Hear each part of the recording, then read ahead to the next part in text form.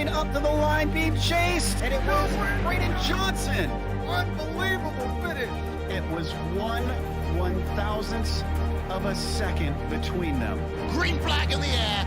We are racing in the 2020 24 Hours of Daytona. they go door to door for the feature race lead here on the last lap of the race. Side by side for the race lead in the final corner at Homestead. Down the back straightaway, 3 wide again for the race lead. This is unbelievable stuff here tonight. Loma is going to have to be very deep on the brakes, and he is very deep on the brakes. It's side by side through the corner. This is for the win. It'll be side by side. Davies low, Ottinger high. To the very inside is Garrett low. 4 wide at the stripe.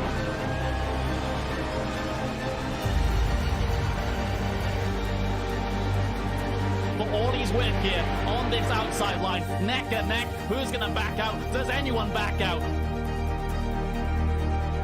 Verstappen starts to squeeze on the inside, and now he'll try and straight line it. Goes under the apron, drag race to the line. It's so close to call.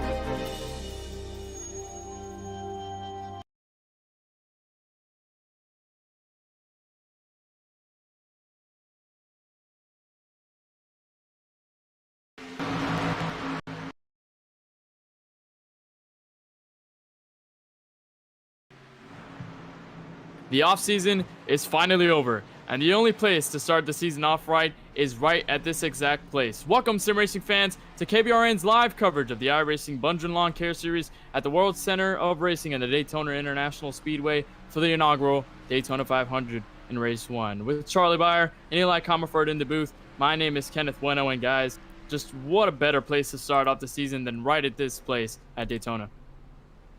Yeah, definitely. It's obviously the real life way to start off the season, and obviously a lot of leagues start to imitate that, so it's a perfect place, and I love the racing here. It's obviously going to be a really good race tonight, and a lot of the drivers really love this track, and it's a special place, so I'm pretty excited to see some good racing tonight. I'm really excited for the racing tonight with these Cup cars. Obviously the series was with Xfinity cars last year, so I'm excited to see how the drivers will handle these tracks. I'm also excited to see how they'll handle the day to night transition as we are here in the evening. It should end. Yes, sir. 60 laps going into the sunset, into the nighttime here at Daytona International Speedway. And Eli, you mentioned the Xfinity cars. We ran the Xfinity cars last year. Of course, this season we're changing up the cars, and we're heading to the Cup cars this season. And I want to ask you guys, what is kind of the main difference between these Cup cars as opposed to the Xfinity cars we ran last season? Well, if you compare the Cup car to the Xfinity car, there's a lot more downforce on these cars. You can really stick it in the corners, but the main difference on super speedways is the runs you get, and you can get some pretty massive runs, and those pushes are insane with these cars. So with that big spoiler, it does make a pretty big difference with maneuverability and super speedway racing. So it'll definitely be a different style of racing, but aside from that, we had a lot of cars show up tonight. We're looking at about 30 cars here. About to start the race, so a record field for this series, and it's sure to be an exciting one with all of them showing up. And like Charlie said, the package is going to make a big difference. Don't have the big spoiler like the Xfinity car does here on these Cup cars, and have more horsepower though than these Xfinity cars, so it's still going to be good racing. Yeah, it's going to be one of the more exciting races we'll see here tonight. And of course, Daytona is none other than one of the more chaotic places on the schedule. And of course, it is traditional because it is the first race, but also because it's a super speedway. Pretty much anyone in this field has a chance to take the victory. And, you know, especially with the way these cars draft and the setup they're using tonight, it's really going to be one of the more interesting things to talk about as we progress. But now qualifying has just about begun. The drivers are going to get their laps in and kind of get the feel of what their cars are going to look like on the grid for tonight's event in the Daytona 500. And I'm very excited. I know everyone in the booth and the drivers here are very excited, but one of the things I want to ask is just how do you think these drivers attack this first race? I mean, this is a blank slate. You know, everything from last season is now out the window. We have drivers like Blaze McKinney, who I believe who almost won the championship last season. He lost to Glenn Bundren at Homestead. But thinking about guys like that, what kind of approach do you have to take into this season, knowing that there's a lot of changes with the Cup cars being a part of the series now and all the things that's changed? Yeah, and obviously with more downforce, these cars are a lot more competitive, a lot more even playing field for these guys. And one could argue it is easier to race in these cars, but the competition is going to become a lot more tough now that we have a lot more guys racing in this package. So it's going to be very interesting, and the fight for the title all season is going to be insane. I can't wait. But with that being said, as these drivers are starting to get their qualifying laps in, we're going to go ahead and slide ourselves aside for the national anthem. So please rise and remove your hats as we honor our nation's colors.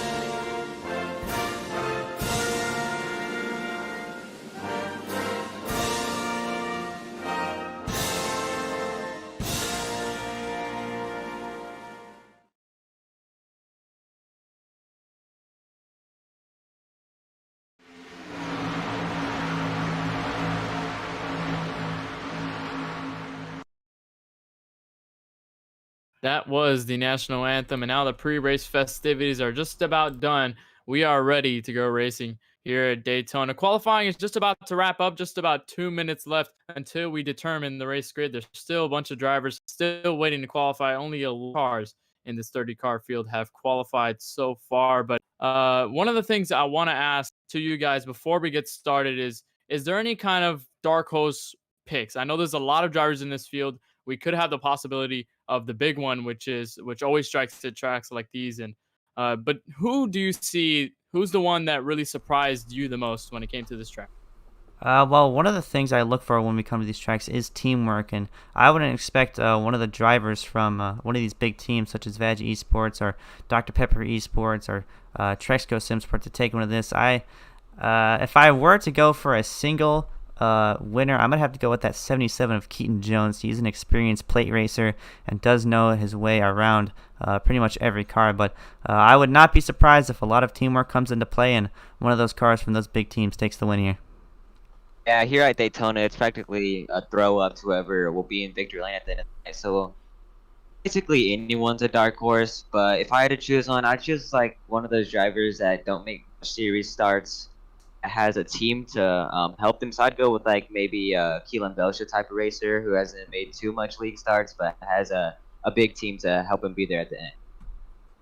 Yeah, and like Charlie mentioned, you mentioned the teams in this race. And if you were watching KBRN's live broadcast of the Trexco iRacing League at Talladega, you saw how that teamwork really played into the ending factor of that race. And we saw Vag Esports, we saw Dr. Pepper Esports, and those two teams are actually in this race. So do you think the rivalry is kind of over between these two, or you think the battle rages on here?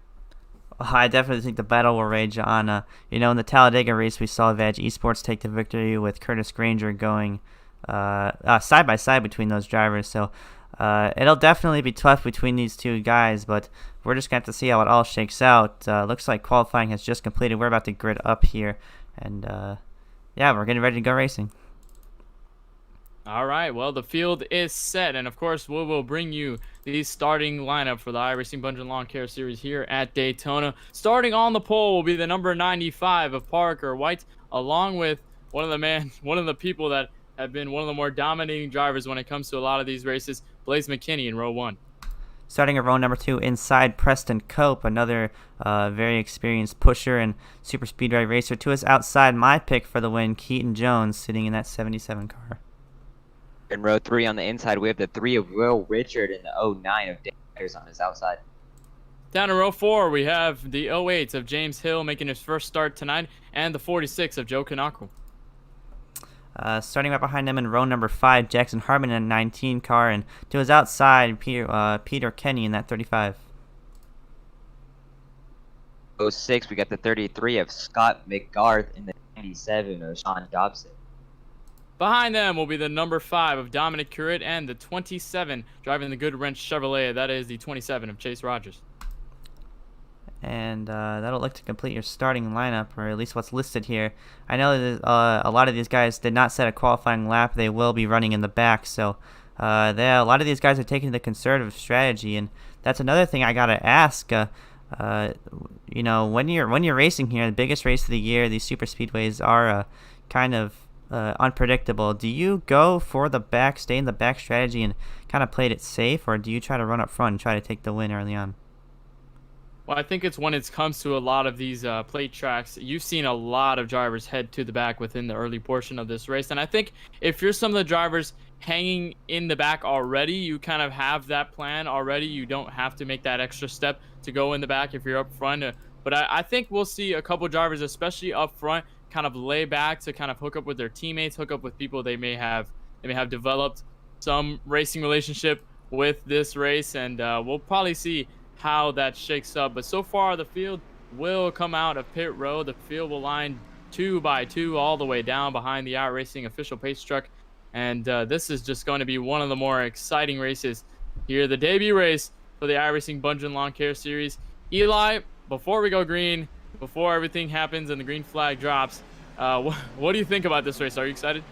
Oh, I'm really excited to see this Bundren series transition into Cup cars. I'm excited to see how these drivers will handle it.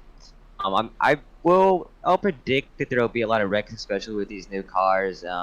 Especially at a super speedway, got some drivers, well, not really unexperienced, but some that don't make start. So, if I'm a driver, I would stay in the back, anticipating some cautions early on, getting out there with my teammates and way to the front towards the end of the race. And yes, sir, this will be a great race here tonight for the Bundren Lawn Care Series as the field kind of lines up down the back straightaway. We'll get 2 more turns before the pace truck goes down pit road, and the green flag will fly for the first time in this season. And boy, we've been waiting a while since the Homestead race last season with the Xfinity cars, but now everything is shaken up and everything is pretty much blank for anyone to take the checkered flag here tonight. The pace truck will come off of turn number 4, as well as the field. They'll line up. Parker White starts on the pole. Blaze McKinney to his outside, the 47, and the 77 of Keaton Jones. Behind them, pace truck, is off the racetrack, and we are green for the first time here at Daytona.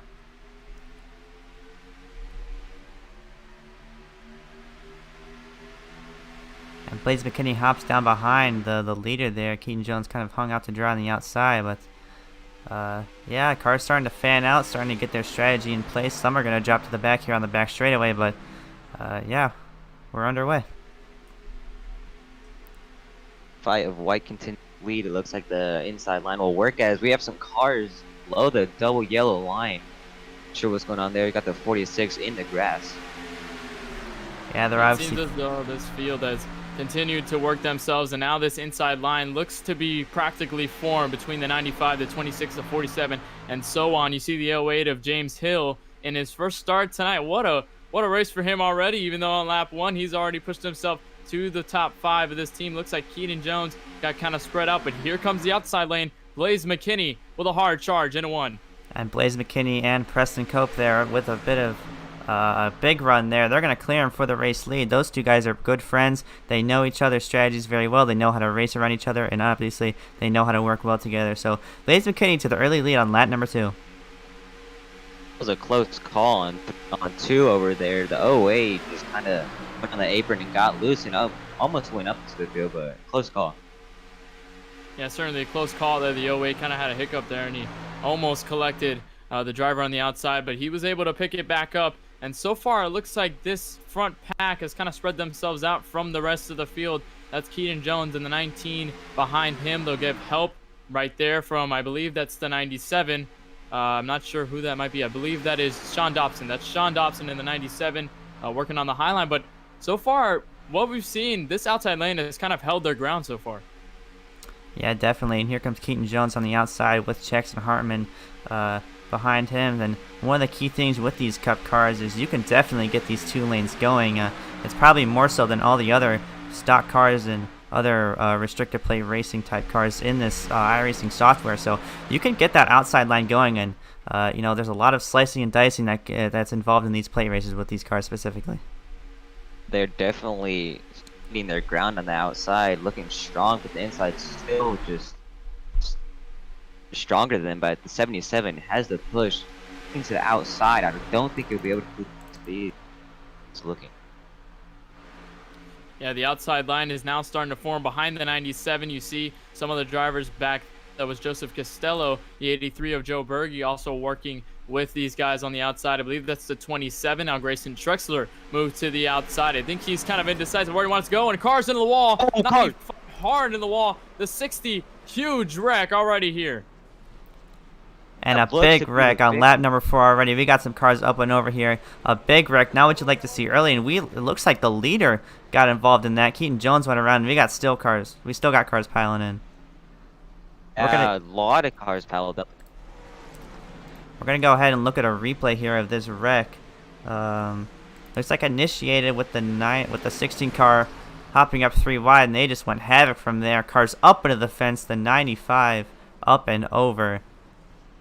A lot of cars involved early, but also Keaton Jones did get turned from the lead.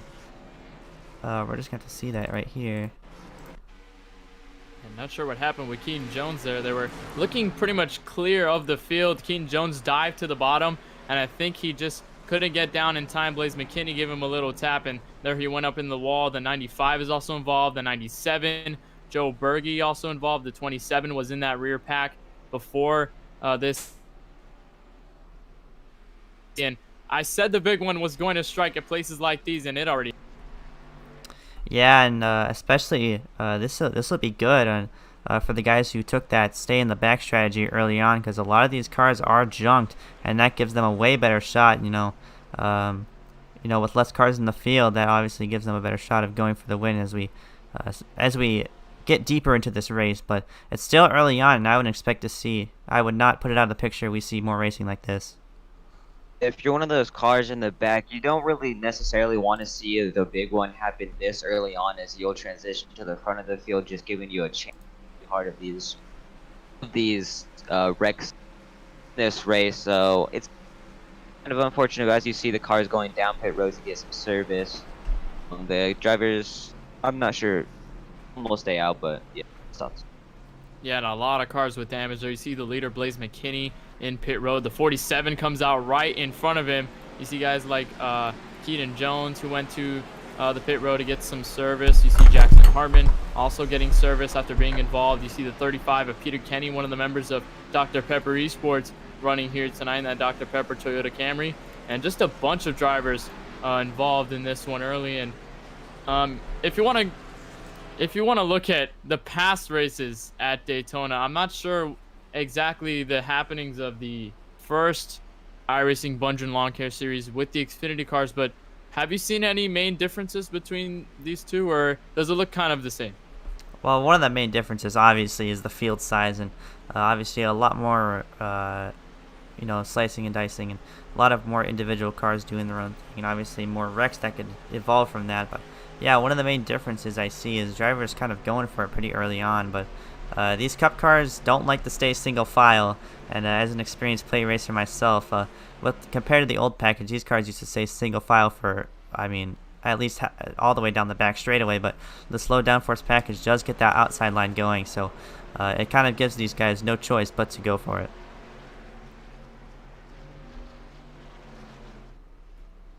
And as we work on our first caution of the night, and everybody in the chat here in the YouTube chat and the KBRN YouTube channel watching this live broadcast tonight, you can ask any question you want and join the conversation using hashtag KBRN. You can ask any question to the booth, and we'll be sure to answer those questions regarding the race or practically anything we'll be talking about here tonight at Daytona. But already early on, huge wreck, the big one. You see Scott McGrath, who stayed out on the first lap, is now down pit road, and now the 47 of Preston Cope will be your leader, and it's the first time he's led tonight.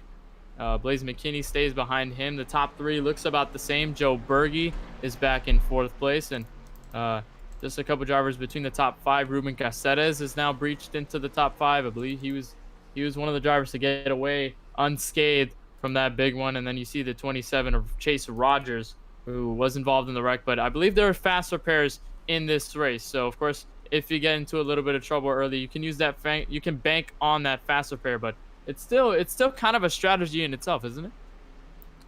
Yeah, obviously, and a lot of the strategy here is, you do want to save that faster pair for as long as possible, because I don't know the specifics. I believe there is just one faster pair, so if you use that faster pair early on, you got to keep that car clean for the rest of the race. But if you do still have that faster pair, you can kind of go for it, because you still have that bit of cushion there if you do get into some sort of trouble. But a lot of these guys are going for it pretty early, and that's the common tendency with these faster pairs is you have that cushion, you can get back out there if you get into trouble.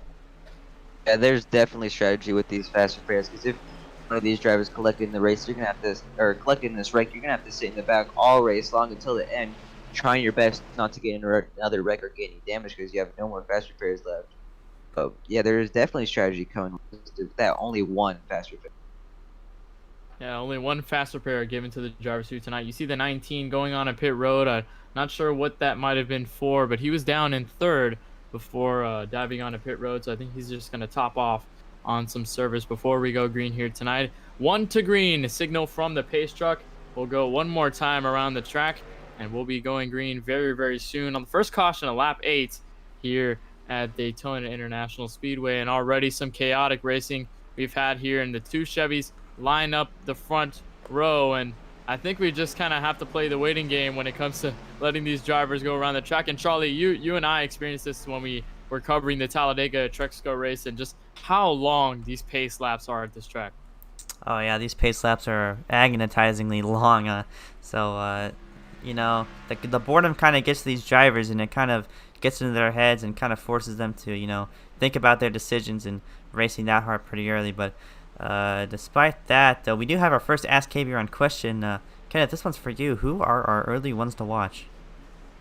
Well, it's been very early in the race. I haven't really looked at too many drivers to take note of, but one of the drivers I want to watch is that 26 of Blaze McKinney. He's one of the more talented drivers in the field. He's a great, great driver. I've personally raced with him, and he has left me speechless with the way he races. But especially with his skill, the way he's been driving, I think he's got a really, really good shot to take the win. And I feel like with his skills at these tracks, he can make the move at the right time. Eli? I think my one to watch is Keaton Jones, that 77. As Charlie noted earlier in this broadcast, he's a plate racer with all the cars he runs, and I wouldn't be surprised to see him for the lead at the end. All right, well, the pace truck is off, and we are green once again. The 47 of Preston Cope got a huge jump on the restart, and that leaves the 26 and the 83 kind of left out for dry. But look at how spread out this field is already after the big one, and these lines haven't really developed that much. Yeah, and as we see Joe Berge down to the bottom, first time we've seen him up here all night. Also in that 09 car, Darren Myers also slipping up there, but Joe Berge is the pusher here early on behind Preston Cope. So those two buddies are side by side for the race lead. We'll just have to see how it unfolds here. Ruben Caceres, that 55 car looking. Blaze McKinney almost dropped down in front of the leader, and he does. So those two guys found themselves leading the race once again. Been double file all night as Blaze McKinney lead comes down to the bottom line. Look, the bottom line is a bit strong all night, but don't count out that top lane because they've been there all night fighting along. As looks like the 55 and the 60 trying to help each other out to get past McKinney. Yeah, and that 60 of Joseph Costello was working on that high line prior to the big one. He was able to get around it. Now he's working with the 55 of Ruben Caceres to make a run on the high side. The 27 of Chase Rogers not too far behind. It looks like most of the guys from that last start, especially the 27 and the 97, including the 60, have been those guys that stayed up top. They're the ones that have faith that the top will work, and it is kind of working. But so far, Blaze McKinney, the 47, and Joe Berge down the inside making it work. Yeah, and just Costello looking to slip down to the bottom line. Doesn't have much faith in that high line. That'll slip Ruben Caceres back to the 27 car of Chase Rogers. Chase Rogers now slipping up there, but I think the high line is too far back and it might die down here early on. It's looking as if it is, as the down in 60 decides to take the bottom. Smart move by him, as the bottom gets out on this. Yeah, if you're on the bottom lane, you know, it is go time, and pretty much the shortest way around the racetrack is the best way, as Blaze McKinney continues to lead this race in a Wonder Bread car. 47 of Preston Cope. You see a couple drivers behind the 60 of Joseph Costello. That is Darren Myers in the 09, and then you have Scott McGrath, who stayed out in the last stop and then went to go pit. And then, of course, Keaton Jones, who was involved in the last wreck. And look who we're seeing up here. That's Shane D. Mantova in the number 20 running a patriotic scheme tonight. Very interesting for him. And obviously a looking car, but as you mentioned earlier, Keaton Jones in that 77 car is on a mission back up to the front here. He is not running conservative. He is trying to go as hard as he can, and he will do whatever it takes to get back up to the front. But Blaze McKinney continues to lead the field here down the back straightaway on lap number 12.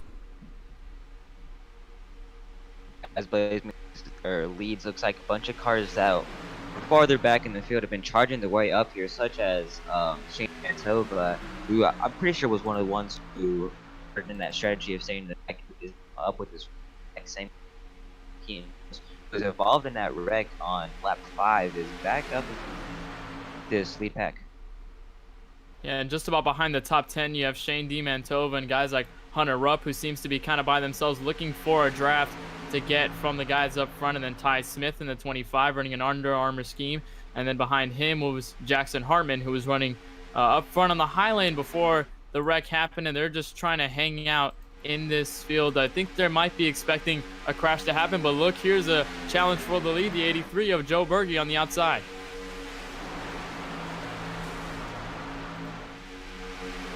Yeah, and Joe Berge obviously making a run for the front with the 55 behind the helm. The 55 has been sticking to the high line, so he does have a bit of faith in it, and is obviously working. As you know, down the back straightaway, Joe Berge did get the nose out front, but it wasn't enough to clear. So that outside line are working hard, all three of them up there, and we'll just have to see if it works out for them. The top lane led by Joe Berge definitely has a shot to get up to the 26th place. McKinney have been strong all night, but it looks like they're not gonna get it as they're going back a little bit. Looks like I was trying to get every inch of that bumper on him and to help him get to the front, but it's working. They'll be able to make it. Yeah, and Joseph Costello in the 60 went from 3rd on the top lane to 3rd on the bottom lane. Now he is behind Preston Cope, and here he makes a move to the outside in front of Joe Berge in the 55 and the 27, trying to challenge for the lead for one of the first times here tonight. Yeah, and the outside lane obviously forming up good. Joseph Costello now adds a bit of reinforcement. There's also a car back there going for the top lane. So now we got both lines working, and they are both on rails.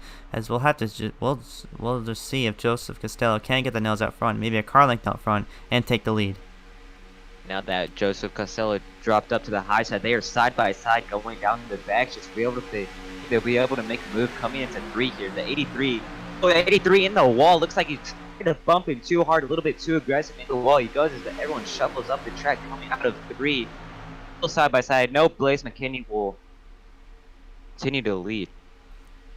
Yeah, and that hit by Joe Berge up to the wall kind of broke up that entire top lane. Now it's just the 83 and the 60 along with the 27. Ruben Caceres moves himself to the bottom line to help these guys in front, and this bottom line is pretty much the line you want to keep. If you're guys like Blaze McKinney, you don't really want to make too much aggressive moves early in this running. But if you're guys like, you know, guys behind, if you're Scott McGrath, if you're guys like the 55 of Ruben Caceres, as we see the 60 taking out front, is there somewhat of a comfort zone when it comes down to this bottom line?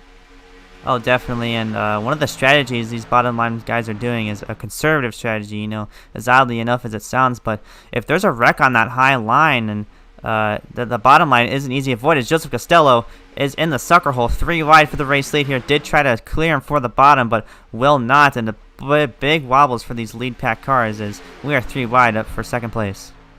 It looks like he tried to make a move just a bit too early, tried to get down on the McKinney was not able to make it, so he got shuffled back up into the middle of it, down into the middle into the sucker hole. But it looks like now he has shuffled back to the high side. It's weird wide down. Yeah, Joseph Costello must have been thankful that the 33 was right behind him in the middle and kind of got him out of that sketchy situation. And now they form back up to the outside. Blaze McKinney still side by side. Joseph Costello tries to get the side drop. Look at the wobble by the 26 of Blaze McKinney. Close call here at the start-finish line. Yeah, and a bunch of wobbles from these lead lap cars, as you mentioned earlier. I'm starting to question the stability of these drivers who are leading the pack. But Joseph Costello does take the race lead, and the car behind him slips down, and Joseph Costello gets turned from the race lead. Around, a couple drivers. Looks like he tried to make the move a little bit too early. He was there, and it looks like the car right behind him, the pink car, just got a bit too aggressive, and around goes the 60, and that's a few cars with him. Oh man, Blaze McKinney, who was right behind Joseph Costello in the 33 when that incident happened, now with a bunch of damages. We'll see what the replay stands, and you see Joseph Costello moves to the inside. The 33 makes a daring move down the inside. I think he just gave him the wrong bump at the wrong time, and that sent a bunch of drivers to the wall. The 83 of Joe Berge, back also in this incident. The 27 was also caught up. You see the 09 give him a love tap at the end of that wreck, but wow. Yeah, and that's just a product of this aggressive racing. Obviously, you wouldn't expect the second place car to also try to squeeze back down and chop down in front of the leaders there, but he did so, and obviously, unfortunately, took out the leader, Joseph Costello. Collected drivers who have been up front, like Blaze McKinney. Preston Cope, I believe, got a bit of damage out of that one, so very unfortunate early on, and I don't even think we're halfway, but despite that, we did get a good bit of green flag racings here, so that was nice to see, but unfortunately ended just like that.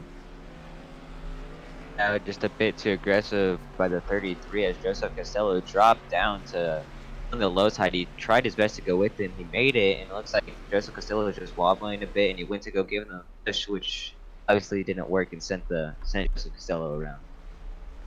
Yeah, tough break for the 60 of Joseph Costello, who's having a decent race prior to the incident. I believe he still has that faster pair left, so he can get some of that fixed and be right on track, fresh as new. But guys like Blaze McKinney, some hard damage on the front of that car, and he was one of the drivers that dominated. And my prediction about this comfort zone kind of eradicated after that one. That was just a scary incident. As you see these guys go down pit road, Scott McGrath, Blaze McKinney, of course, getting their damage fixed. Ruben Caceres also diving into pit road. You see the 97. Just a bunch of drivers after some damage here at Daytona. Yeah, and cars going ahead and getting those pit stops. We see Blaze McKinney looking to get that faster pair all set and done there. Preston Cope also stops by his pit stall. So cars getting their pit stalls, getting their pit service complete, and looks like Scott McGrath will take the race win off of pit road with Ruben Caceres behind him, and we'll just have to see where it shakes out after that.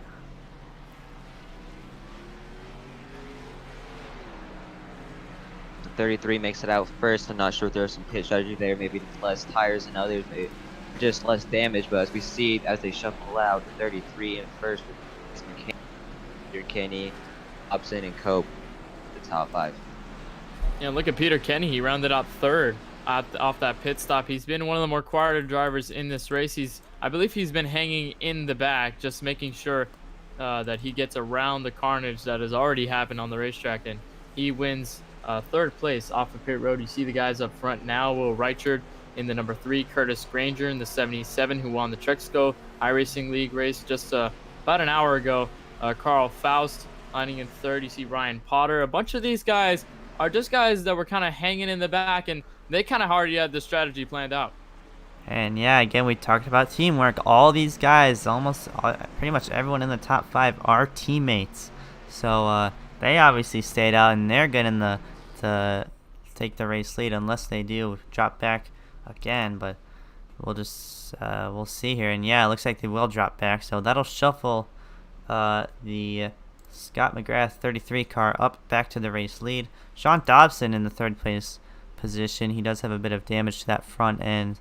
We'll just have to see how he can, if he can keep up with these guys, because obviously if you get a bit of damage to your motor and you get those RPMs down, you won't be able to keep up as much. So we're gonna have to see here. Definitely, you did know teamwork. Obviously, they were just going down to pit road, the bad guys, but still, teamwork is really important here. As you're the back, you don't want to be stranded by yourself without your team strategy with your team. So when time is right to make your way up, you have to push it to go up and make the impact. Well, second caution of the night here in the Daytona 500 for the iRacing Bundren Lawn Series. We're glad that you're tuning in with us here in KBRN. We're going to take a short break, and we'll get back to green flag action here on KBRN. We'll be right back. Stay tuned.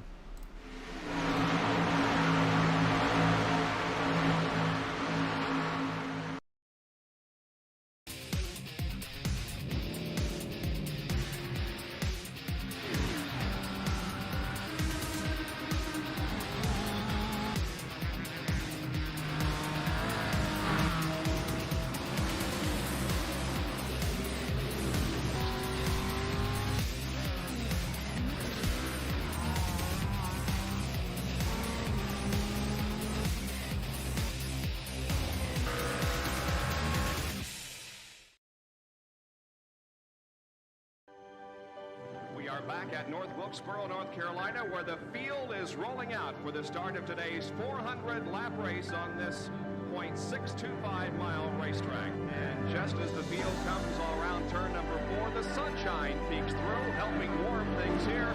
Bill Elliott leads him down. Benny Parsons on the outside. The green flag flies, and the first Union 400 Winston Cup race from North Wilkesboro is underway. Everybody nicely through turns number 1 and 2 as Bill Elliott has the lead and Dale Earnhardt has jumped into second position, followed by Benny Parsons and Bobby Allison.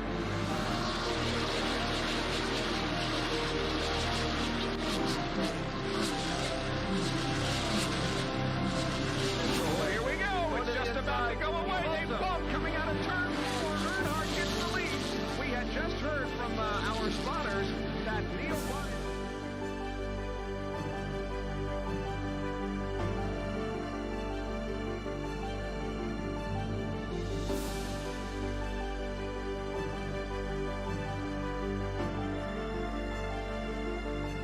Dale Earnhardt is on his last lap.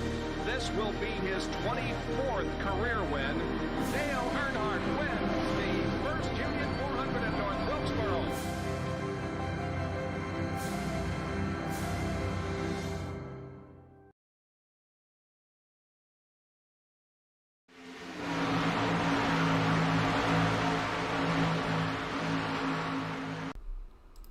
Back here live at Daytona International Speedway for the Bundren Lawn Care Series season opening here at Daytona. Pace car lights are off. We hit the 1 green mark, and we are ready to go back green flag racing here. That experienced 2 prior cautions. We've got a little caution report here. 2 cautions, 6 caution laps, 8 lead changes.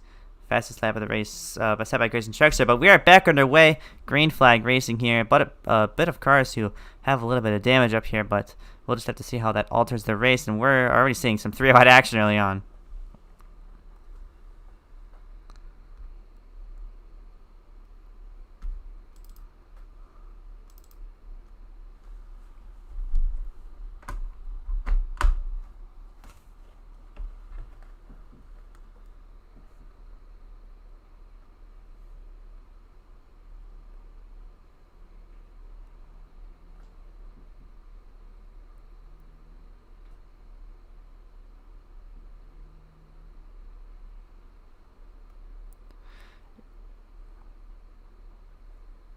Staying up towards the front as the 3 just is a clean car and had damaged cars in front of them, so had to make it 3 wide with the run he had. And his way up to the front, as you see, the 55 is getting a push from Keaton Jones, and it looks like he will take the lead. We'll see if he dips down to the low line coming into the 1. It looks like he stays on the outside to help Keaton Jones.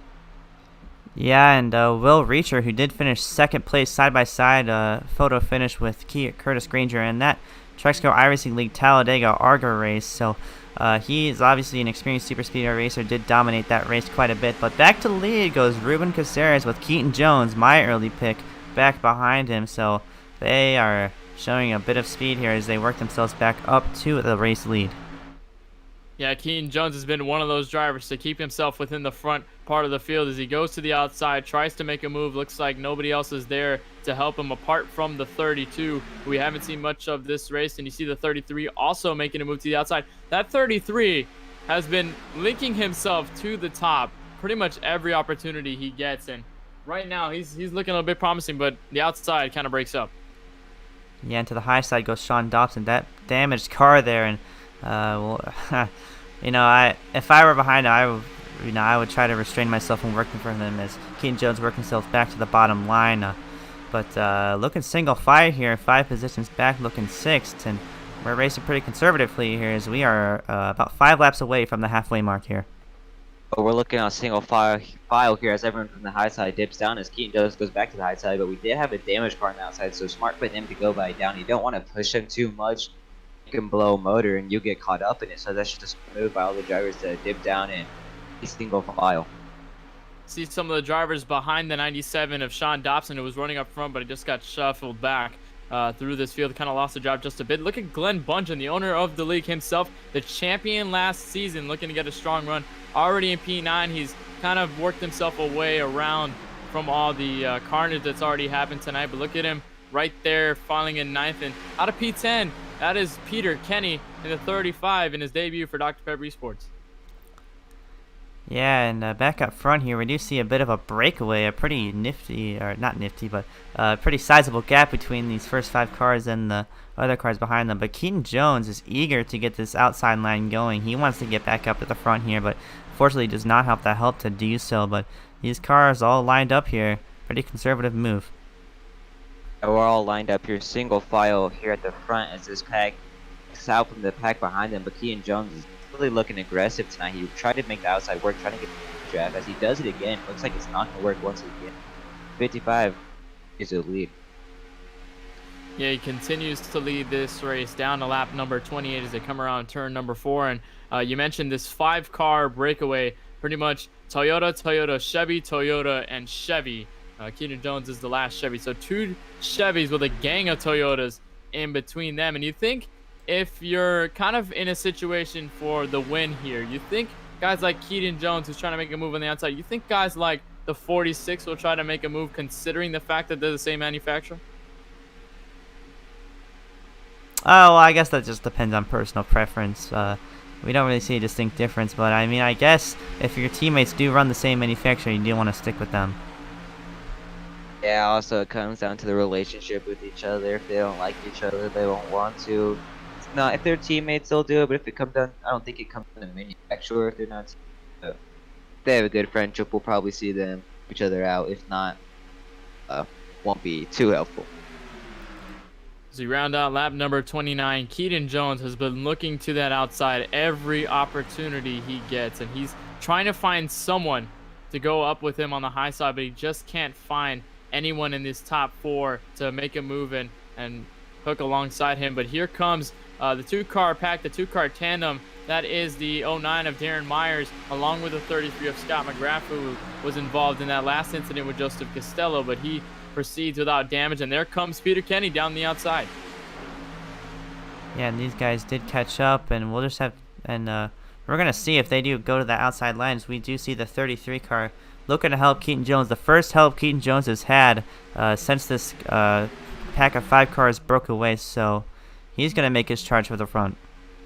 Yeah, this is a good opportunity for Keaton as these cars make their way up to this front group. They see the opportunity of helping him out as he will go back to the long line, but it looks like go back to the long, but it was a good opportunity to help him out as he didn't have any help. He was fighting that outside. It was earlier last, but it looks like he'll drop down low line. He is now 3rd after he got help from those cars that were in that pack behind him. Yeah, and Keaton Jones moved himself into 3rd on that lap, and using the help from the guys behind him, he worked himself around the inside, and now he works to the outside. As you see the lap car, that's a 25 who's kind of staying out of the way for these guys. A good move by him. But look at the guys behind this main pack. You see, of course, the Darren Myers machine in the 09. You see Hunter Rupp, who we haven't seen much of course, Jackson Hartman, the pole sitter Parker White, and then Peter Kenny behind him, and just a big pack. These guys could make a move and catch up to this main pack if they keep racing like this. Yeah, and slicing and dicing back double wide here. Keaton Jones getting it under the 3 car of Will Richard. So he is back into the 2nd position, looking for more, looking up to the high side, and back up to the 3rd spot, up towards the front, is that 33 car of Scott McGrath. We saw him race up earlier, made some aggressive moves, and he is ready to do so again. as he is back there. Keaton Jones commits to the top line. He'll have the 3 car behind him, and the 32 also behind him to help. Yeah, it looks like that 3 car pulled put Keaton Jones there and tried to make the outside work. Looks like he got some help there as the 77 goes up to help him. The 77 goes the outside line all night, but still not as strong as the inside line, as 5 is still leading with the 77 outside back.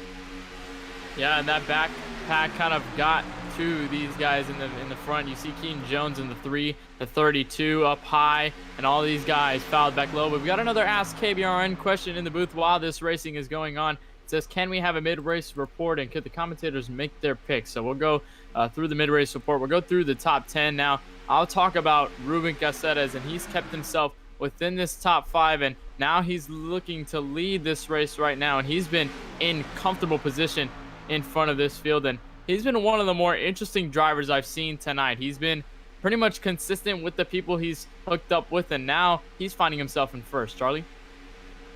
Yeah, if we talk about picks here, I will have to, it's one of the guys who's made himself prominent as we start to begin our trip into the later portion of this race is that number 3 car, Will Reichard. He has proven to himself, at least in the races I've watched, that he is a very good super speedway racer, and as we begin the second half of the race, I think he'll definitely be a contender for the race win. Eli? Yeah, same here. I might be breaking the rules of broadcasting here, but I also have to go with Charlie on that one. I'm sure many people will agree with their fellow broadcasters, but 3 of Will Reichard have been up in the front all night long, and I believe he'll be able to stay up there all night long. My pick was the 77 Keaton Jones, but I just think he's too aggressive tonight. I don't think the high side will work for him, which he has been trying all night long. And you see some of the guys falling in the low side. Look at these guys up here. The 77 of Curtis Granger now into the top 5. Hunter Rupp and Peter Kenny behind them. Keaton Jones, I think, sits in 6th place as we speak. Actually, no, he is down in, I believe that is, not sure where he is. He is lined up 8th right now on the racetrack. So he's lost a couple positions trying to make that outside work. But look at these guys up front now. And guys like Curtis Granger, Sean Major, who we saw was in this pack for most of the time, but we really didn't talk about him too much. These guys could make a run for the lead. As you see the 33 down in the outside of 55. And oh, he gets turned down into the grass. 55 is around. Looks like no other cars are involved. Hard in the inside wall goes the 33, and looks like no caution on the racetrack. And we're going to get a replay of this one really quickly here. The 33 car looking to the outside. That does give the 33 car the opportunity. He didn't go below the yellow line, which going below the yellow line is the rule. So it looks like the 33 car just kind of chopped his nose and obviously gets a bit of damage in the inside wall. But his race for the win is probably over. But back up to the front, Ruben Caceres does maintain the race lead. Yeah, I think that was just a racing. I wouldn't say racing. It looks down. It looks like the 3 kind of went up a little bit on him. We wobbled him, and then he went down, chopped his nose, and took a ride to the wall.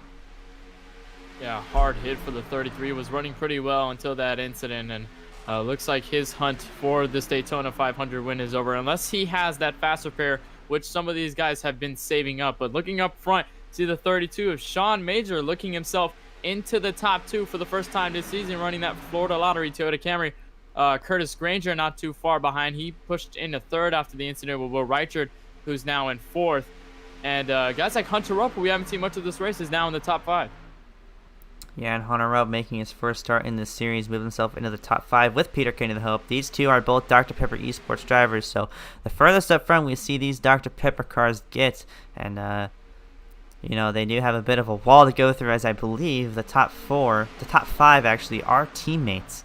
So that top 5 of Vag Esports will work together as we got green flag pit stops going on here. Flag pit stops. Looks like the 2 Dr. Pepper Esports drivers will stay out. We have some Esports cars coming down pit road a lot, as well as cars right behind. Oh, we have some trouble on pit road. Looks like the 3 goes down on the 32, and 32 spins out the 3 and will take the 46 with him. Not sure what's going on in pit road, but unfortunate for that 46 car. Yeah, Sean Major got into some big trouble with the 46 of Joe Kanako down pit road. It looks like they were trying to fight for the same real estate there, trying to get to their pit box, but they just couldn't make it work.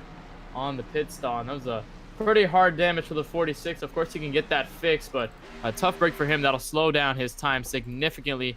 As you see, the guys coming off of pit road, Ruben Caceres wins the race. Off of pit road, Curtis Granger in the Badge Esports 77 Toyota Camry rounds out second, and Keaton Jones right behind them in third. Yeah, these guys pulling a bit of a short pitting strategy here, but up front we do see, well, Hunter Rupp is left out to dry. Oh, Peter Kenny is behind him, but this little pack back here that we got, let's see if we can, yeah, there we go. All these cars in this pack are Dr. Pepper Esports, so these guys are obviously pulling a bit of a strategy here, maybe staying in the back. They were probably hoping for another wreck, in which we haven't gotten yet, but you know, these guys are obviously pulling the staying out strategy. A lot of good-looking cars in this pack, but yeah, but the Dr. Pepper Esports drivers all by themselves, side 35 of Peter Kenny in front, but we do see some strategy playing in now as we have green flag pit stops. The Dr. Pepper Esports guys will wait a bit longer until they make their moves. Yeah, these guys down the Dr. Pepper Esports team working together the entire race, and I feel like they pulled this back strategy off at Talladega and they tried making it work, and some of the Dr. Pepper Esports guys finished within that top 10 after the chaos that was the last lap, and you think these guys might run for the same approach as all of them go down pit road altogether. yeah, and looking all clean. Looks like they all make it. Oh, big slide for the 28 car. That could have been pretty bad for him, but a lot of these cars, most of these cars, or all of these cars getting down pit road safely. But your leader of the race right now is Jackson Hartman, who I guess is slowing up on the backstretch. I'm not sure. Looks like he doesn't have a front end to that car, so I don't know if we'll see a caution out on the track as the car seems to be slowing down. I don't think it'll be able to get it after complete up. It'll be interesting if we see a caution out the track while some cars are on pit road. Yeah, and this is your race leader here, Hunter Rupp. I think Peter Kenny may have made a pretty big mistake entering the pits. He may have gotten a speeding penalty and whatnot. So Hunter Rupp is all alone out in front with and these are the second place cars. 3-car pack here. Ruben Caceres, Keaton Jones, and Curtis Granger all lining up, getting ready to take the race lead here. So if this does stay green to the end, it might be these 4 cars, but I wouldn't put it out of the picture if we get another caution. Yeah, and these guys absolutely bombarded the 61 of Hunter Rupp and got around him very, very quickly, and that is the race for the lead. Ruben Caceres now to the front of the field. Keaton and Jones right behind him in the 77. I believe I've been misnumbering the Curtis Granger machine. That was the 62. I have car numbers off, so he has the 77 as a custom number tonight, but 62 of Curtis Granger behind them in third. Dominic Curate rounding himself in fourth right now, working with the pole sitter in the 95 of Parker Wyden in the top 7. That's Ryan Potter in the 99. Yeah, and you know, with these green flag pit stops, that does spread the field around the racetrack a lot. And you know, some guys do get into the pits faster than others. Some guys take tires, some guys take fuel only. So we are seeing a couple of small packs here. This first pack here for the race lead, Ruben Caceres, Keaton Jones, Curtis Granger, all lining up there. Behind them in fourth, we have Hunter Rupp, who did lose the draft, but back in fifth right now, 5-car of Dominic Curate, Parker White, and Ryan Potter. That'll round out your top 7. That's that little pack right there. Behind them, we have a little 4-car pack with Will Richard, Sean Major, Darren Myers, and Sean Dobson in that 97 car. That'll be positions 1 through 11 there. But back here, we have even more cars. We got Blaze McKinney, who was an early race leader with Glenn Bundren. Those two buddies are lined up behind each other. Zachary Vicari, Carl Faust, and Grayson Texter. We got a yellow flag out on the racetrack. A flag on the track. Big implications, as we did see green flag pit stops, and we saw packs all scattered out throughout the track, but now they'll be lined up together after this caution. We'll see what exactly happened out on the track. Yeah, I was just about to mention, I was just going to ask you guys in the booth, if a caution came out, how much it would shake up the field, and already a caution on the racetrack. I believe this is our 3rd caution of the night, and we're going to try to give you a replay and see what happened there. We're not sure. The field has been very, very spread out, so it's kind of hard to see who was involved in a wreck tonight, but if we can, we'll give you the replay. But wow, already the field spread out. Ruben Caceres was looking to possibly take the win, and now the caution comes out and he's got to work himself back. Yeah, this was looking good for that front pack with the 55 in front. Oh, it looks like the 35. Kenny having some trouble getting to the apron, but yeah, that was looking good for them. Spread out from the pack behind him, with multiple packs spread out behind that pack. So just big implications to their chances of winning. They still have a good chance of winning. Just have cars battling them. Yeah, and Peter Kenny looks to be stuck on the apron. We can't really find the initial cause because Peter Kenny does have a bit of internet issues, and that does give us a bit of trouble to view his full replay. But yeah, I guess that did bring out the caution, him sitting on the apron there. So yeah, if a car does sit on the apron with no other cars around, that will bring out the caution flag. So under caution for, I believe, the 4th time. Can you correct me on that? Yes, I believe that is right. Yep. We'll take a look right here, actually. Caution report at Daytona. This is our 3rd caution. Great. Actually, we've had 7 caution laps, 15 lead changes here. Not a whole lot for Daytona, but certainly some good racing besides that.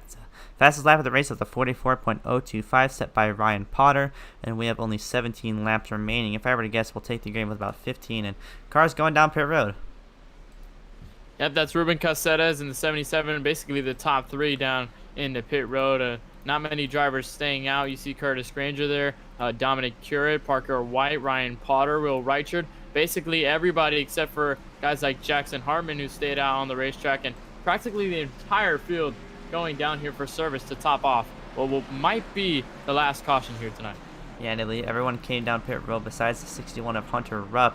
And off of pit road, Keaton Jones comes out first. He takes the race lead. Curtis Granger behind him. That 55 car out 4th, and running top 5 on pit road is the 3 car, Will Reichard. There's a big stop there. As Kenneth mentioned, this could be the last caution. I wouldn't be surprised if it isn't, but we're gonna take the green with 15 to go, so we only have 15 laps. No fuel window after 15 laps, so definitely a big stop there.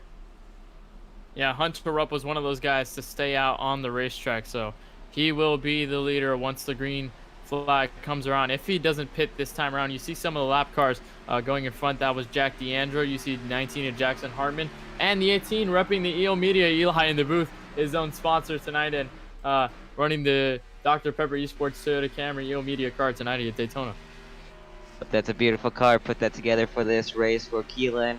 I'm glad he will support my account. Just really happy that we're on track tonight. It's amazing.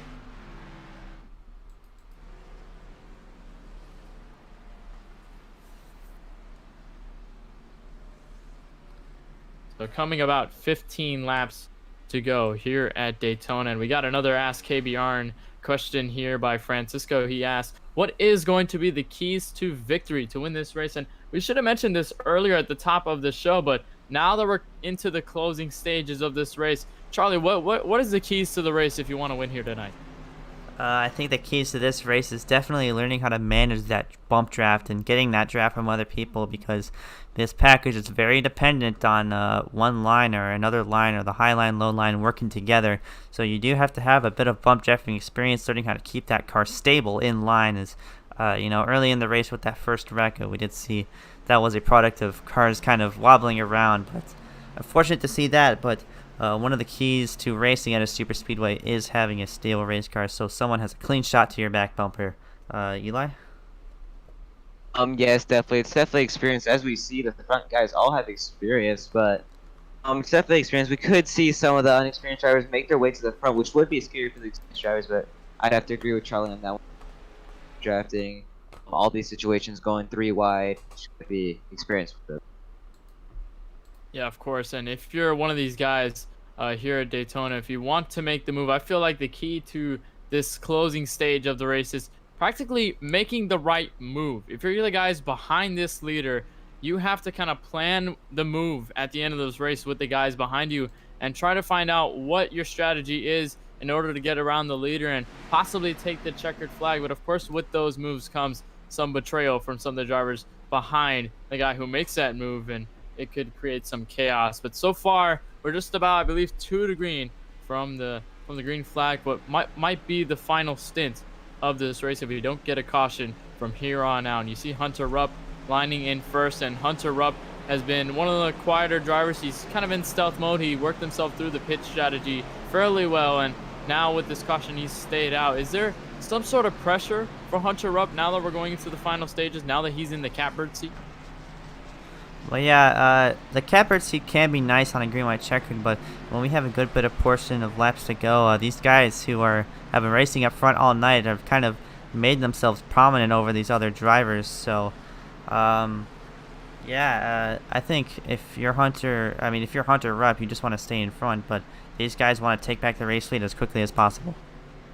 Yeah, the 61 of Hunter Rupp is in the catbird seat place, but behind him he has a bunch of VAG eSports cars, and he is the lone Dr. Pepper eSports driver up there in the front.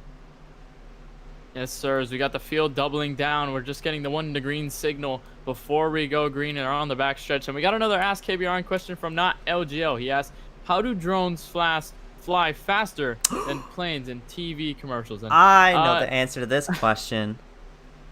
Well, Hi, Charlie. if anyone knows me, if you ever seen a picture of an airplane, you know, those pictures, like the scenic pictures or like videos you see in commercials with those airplanes flying in midair, you know, the common tendency to think is those are taken with a drone. But sometimes they actually fly up with a Cessna or maybe another plane. Let's say they're taking a picture of a Boeing passenger plane. They will fly another one up of those, but on rare occurrences, they will bring out a military F-18 plane. So everyone knows I'm very enthusiastic about that over the last few days. But enough of that jibber jabber. We're getting ready to go back to the green flag. Kenneth Bueno will call the race. Yeah, well, we have iRacing cameras down here on the track, so that'll be enough to cover this race tonight. But Hunter Rupp, Curtis Granger, the guys to lead the front row with just about 13 laps to go in this race. Green flag is back out. Hunter Rupp gets a good run, but here comes Will Reichert and Curtis Granger down in the outside.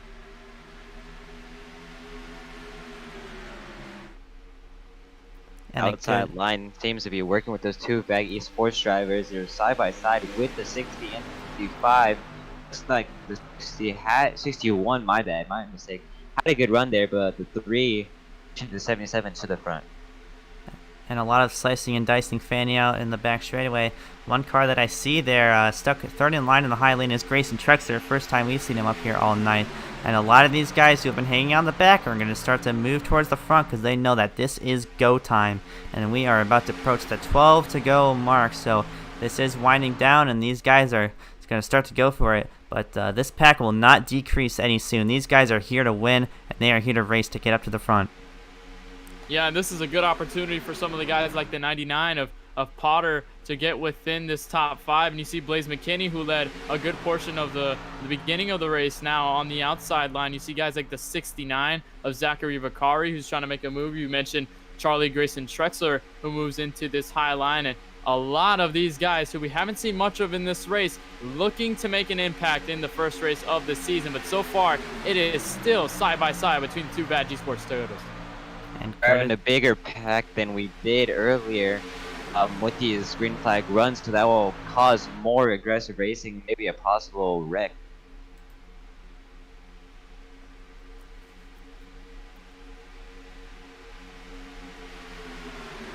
And Curtis Granger continues to lead the inside line. Again, once again, we're going to keep mentioning this race winner at Talladega, but he is holding strong in the inside line. Hunter Rupp hanging out behind him. So these cars are stacked up double wide.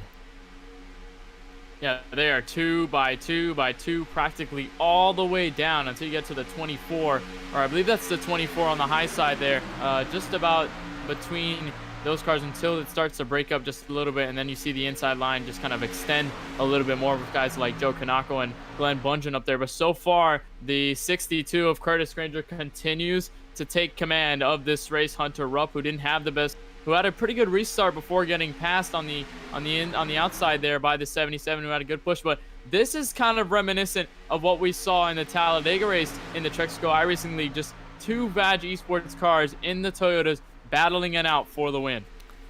Yeah, and obviously it's a bit of strategy staying side by side together. You know, if Ruben Caceres gets out front, I bet he will stick to that outside line because the goal is to block all the lanes. So if you get two teammates side by side, and I've done this myself with my teammates in an iRacing race before, you want to stay side by side, and it's all the strategy game here.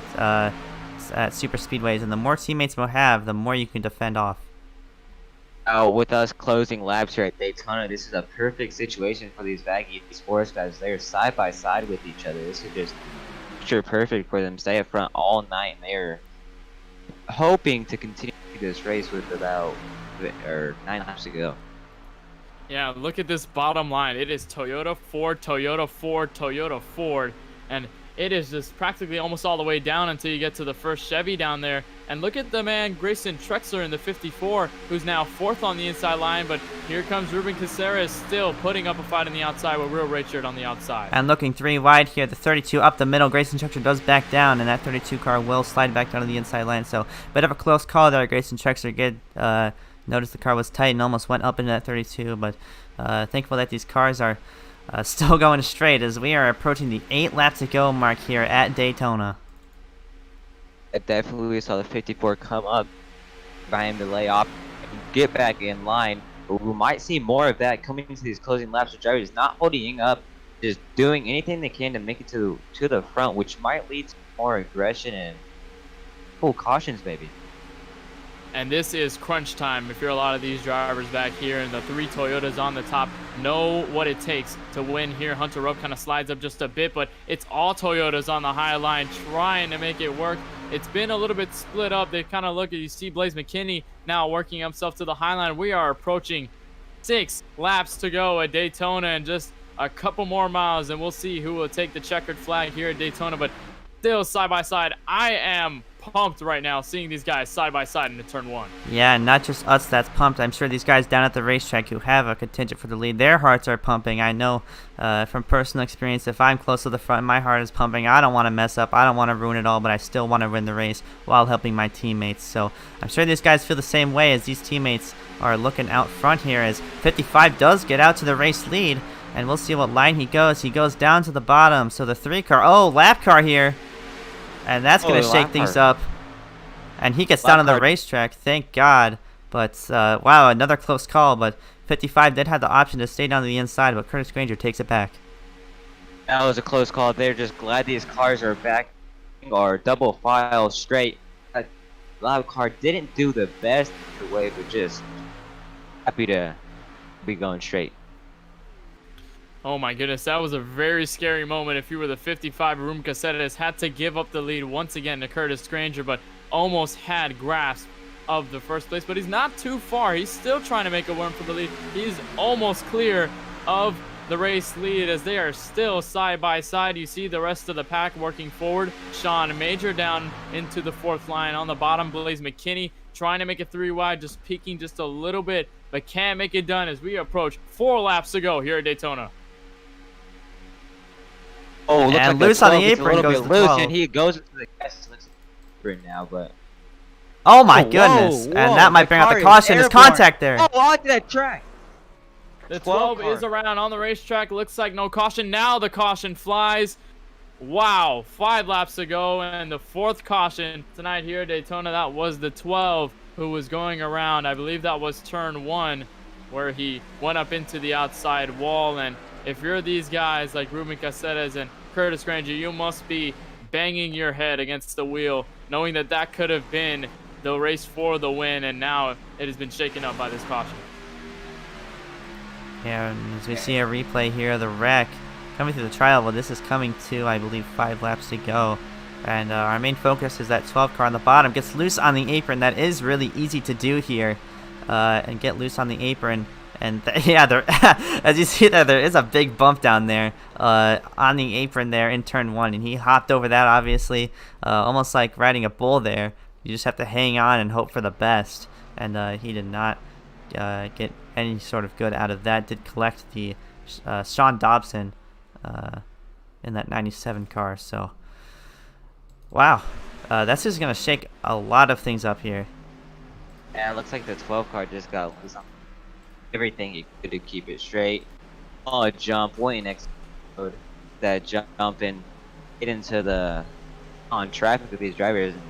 Unfortunately, only collecting 1 driver, but now that we're under caution with 4 to go, this will shake up big time. Yes, it will, and that'll lead us to, I believe, our first green-white checkered of the evening tonight. And now that we're kind of breathing a little bit normally and our hearts are kind of starting to slow down as we prepare for this final, for what might be the final green-white checkered attempt, we have two KBRN questions in the chat. We have one by the man himself in the booth. Which team will have the best finishes tonight? Well, I would have. Oh, Charlie, you want to go? No, go ahead. Okay, so as we come to the dwindling lap, I think we've obviously all seen one team dominate, and that is Toyota team of VAG Esports. They have been up there all night. The first three cars are all VAG Esports drivers. Definitely, I think they have the best chance to win. Well, I think the answer for me is obvious. I've been talking about them all race. Those VAG Esports lineup, they have a majority of the cars in the top 10. They're in position to win this race. But I wouldn't be surprised if someone else comes up there and tries to contend. But I think this could be their race. I think they just outnumber everybody else. Yeah, VAG Esports has been side by side the entire time. So I think VAG Esports is one of the best looking teams going into this final portion of the race and possibly the finish. And we have another question by Francisco back in the KBRN chat and on the YouTube. It says, who is in the best position to win this race? Eli, I'll start with you first. I think this is a hard one. I think anyone in the probably third on back maybe. I think the 61 has a good chance, but also these drivers, obviously they've been all night, very experienced, very good play racers. So I think it's a toss up between this few cars, but I have to go with 5.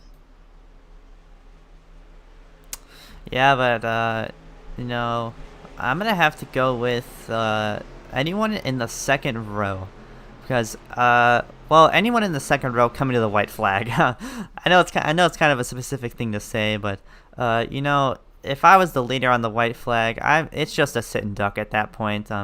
You know, I believe in the second row you do have control over basically the lead of this race, and you know, if it's just you as single file and you're sitting in second, you could totally make that move to the outside, but it does come down to whoever tries to line up behind you. So I think people sitting in the second row, maybe the third row if they get up there, are in the best position to win this race. Well, if there's anybody I'm looking at right now, especially for a dark horse pick, I really like underdogs.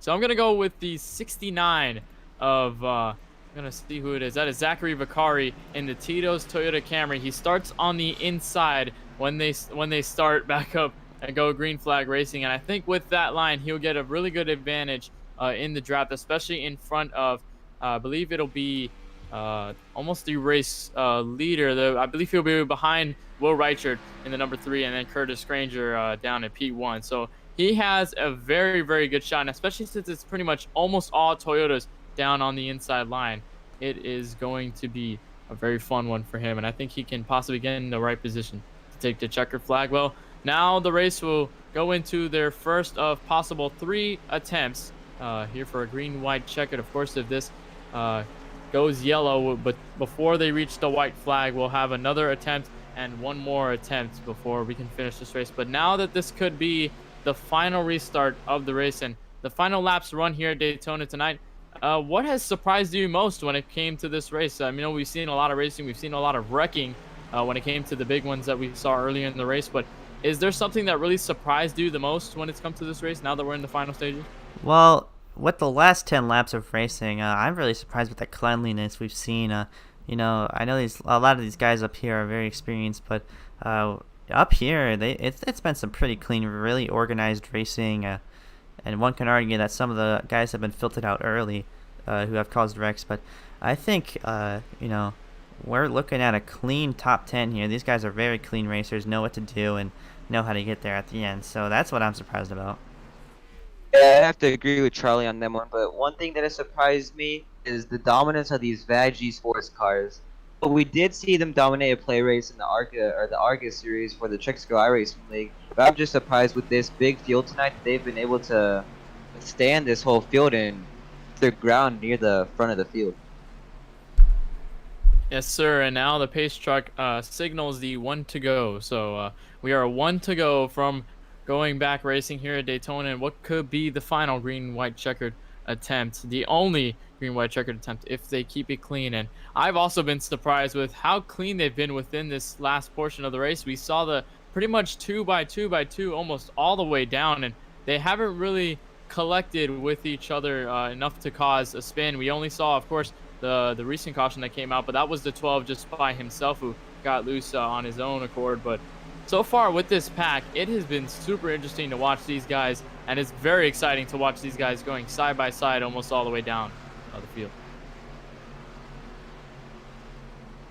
The pace truck lights are off, and we are ready to go back green here at Daytona. Our first attempt at a green white checkered. That caution did push us into one, so we do have 3 attempts at this.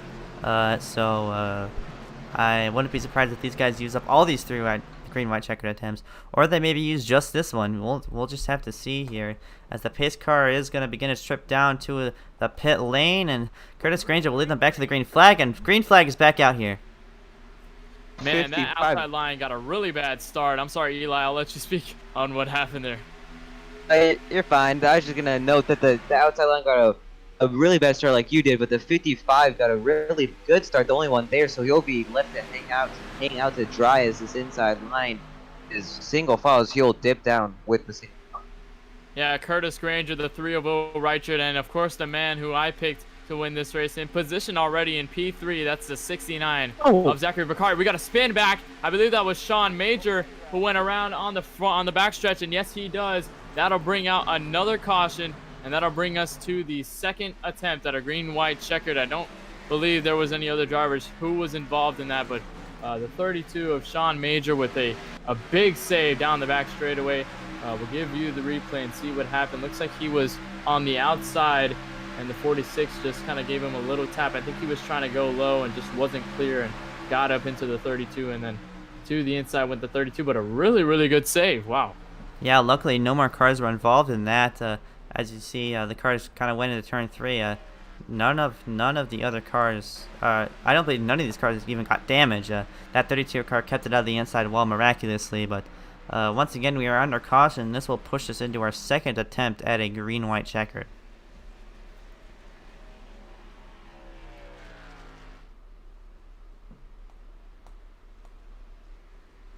And what a race we have seen tonight. And Eli, I'll let you go again. I almost cut you off there. I know you were about to talk, but you had a little bit of silence.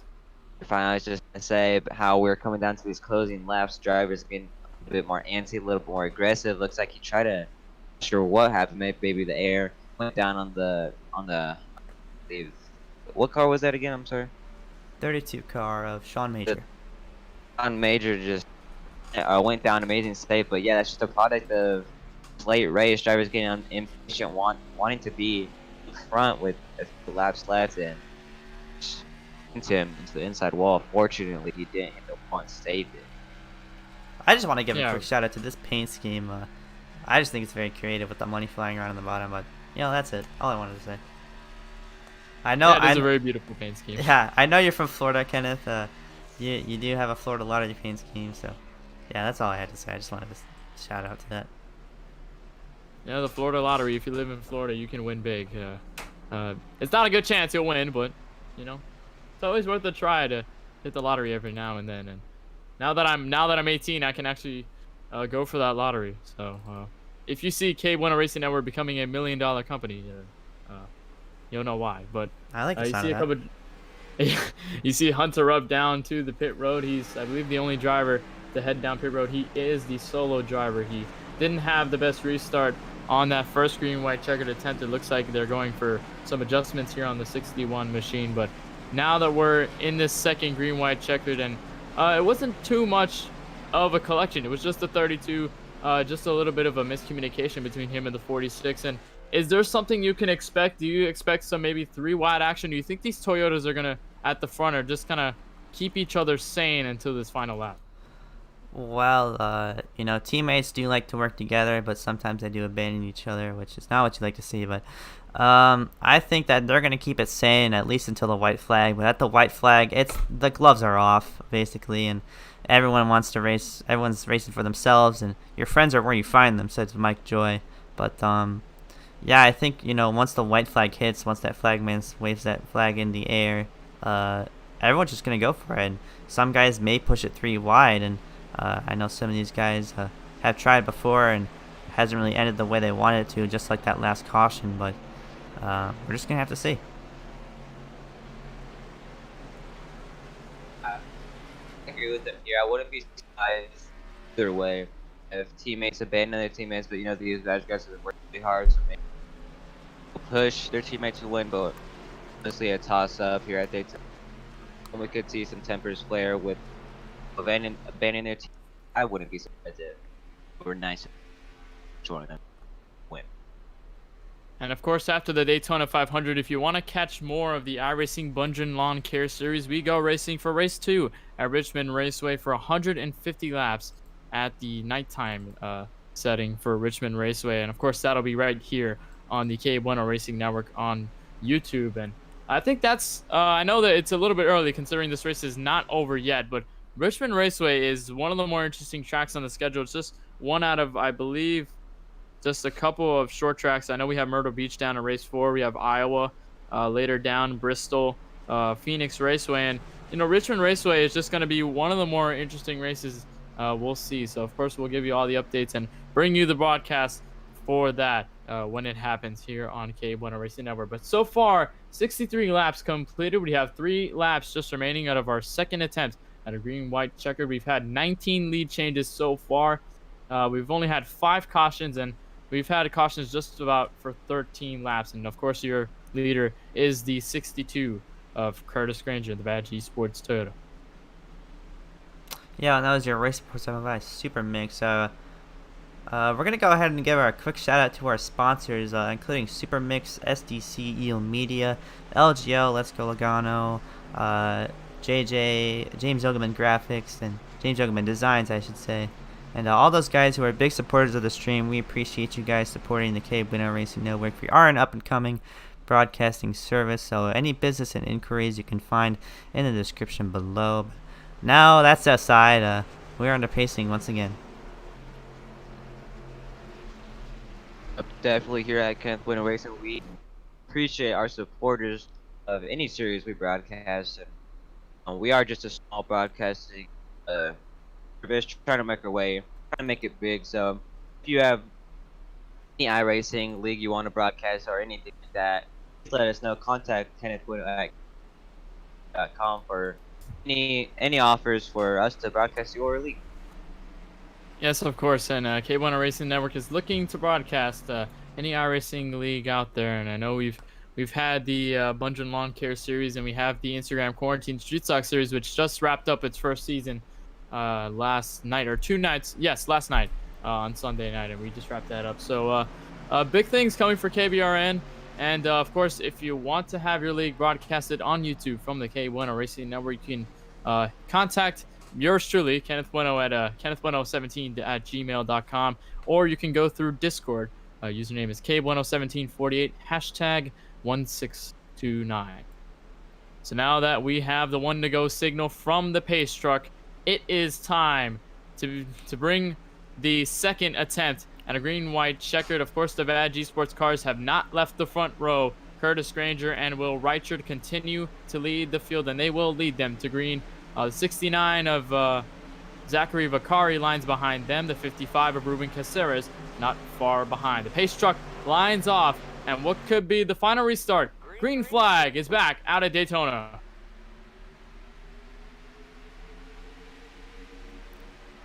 The only one green light checker left. If I'm a driver, I'm wanting to keep it clean. We don't have to go to a situation where we have no more green white checkers, but obviously no promises here when we're in a closing laps in a race at Daytona. And opposite to the last green white checker, the bottom line got a bit of a stutter on that restart there, but here we see the top line starting to form up, both lines starting to form up. Everyone's going for every position, but the top 4 cars tandeming, it looks like, very old style NASCAR Super Speedway racing. And to turn 3, Badge Esports is the race lead, and Curtis Granger is your race leader. There are a batch of Toyotas in this front of the field, and look who's up in second place on that inside lane. That's the 99 of Ryan Potter, making a good move. As you see, 3 wide behind them with Blaze McKinney. They seem to file themselves back, but all these Toyotas looking for a win as we catch the white flag right here at Daytona. A bunch of guys keeping it clean. The 99 and the 62 battling, but we could see a move from the outside. And I wouldn't count out that 54 Grayson Trexler moved himself into the top 5 picture. He's an aggressive super speedway racer. To the outside goes Ryan Potter in that 99 car and looking to take the race lead side by side for the race lead into turn number 3. For the final time, the advantage goes to Curtis Granger in that 77 car. Side by side into turn 3 for the final time. 2 cars battling here side by side. All right, to the line. Curtis Granger down low will take the win here at Daytona as a big wreck happens in front of the field, and all the VAG Esports cars finish the race within that top 5. And Curtis Granger, with a dominating performance for the VAG Esports team, takes the win in the Bundren Lawn Care iRacing Series Race 1. Wow, what a finish we saw there, and a very clean one at best. And I'm surprised with how clean they saved it. They saved wrecking to the line, and that was a miraculous finish. Great job to the 77 or the 62 car of Curtis Granger. We're going to go ahead and get a quick replay of that finish there, because they were side by side from turn 4 all the way to the line. And they just had enough room to do it there. And Curtis Granger, with about a car length lead, does take the win. And they'll wreck across the line. So a good finish to a great event. I really enjoyed this race, guys. Yeah, good racing here tonight. We saw a couple of crashes. We obviously saw some good racing. Some good racing there at the end. We see the 77 going into the 54. Not sure if that's temper flaring here or what, but saw some good racing. Obviously, we saw the drivers being patient there at the end. Good racers saving wrecking to the finish. Have a beautiful racing here. Curtis Granger burns it down at Daytona after his first win this season and the first win for VAG Esports in their first race tonight, and just a dominating performance for VAG Esports. You see some of the other VAG Esports guys taking some celebrations along with Curtis Granger. You see Sean Major, who ran an impressive race, Will Reichard, and just what a finish. And of course, we'll get to the results and see where everybody finished at the end of this race. Curtis Granger is your winner tonight here at Daytona.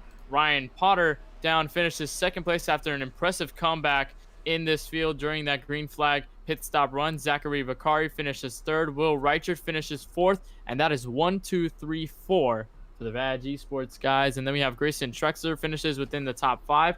Parker White, Ruben Caceres, Henry Tabor, James Hill, and Keaton Jones rounds out the top 10.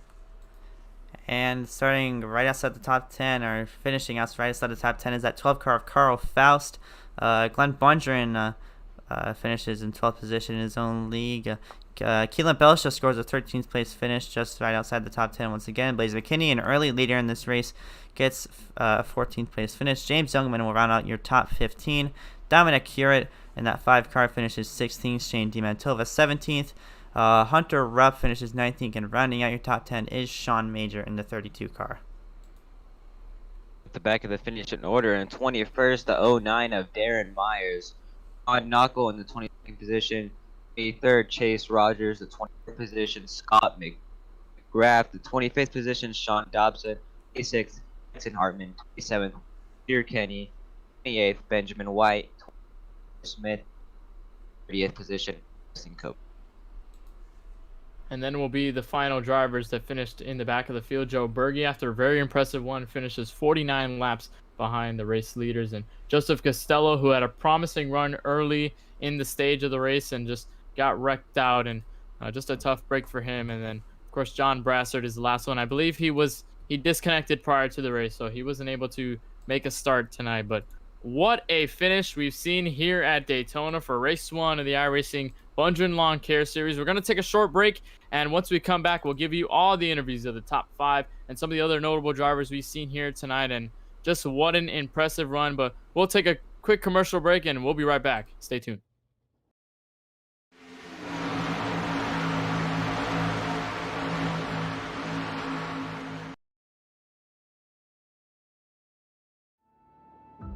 We got big time problems with that motor, buddy. Hey, just between you and me, the idea is to avoid the other cars. Congratulations! You just set the sport back 30 years with that move. That move will put you in the Hall of Shame. You keep doing stuff like that and we're going to lose our sponsor. Looks like that's it for us today. Now I know why you got canned by your old team. It's over. We can't fix that damage.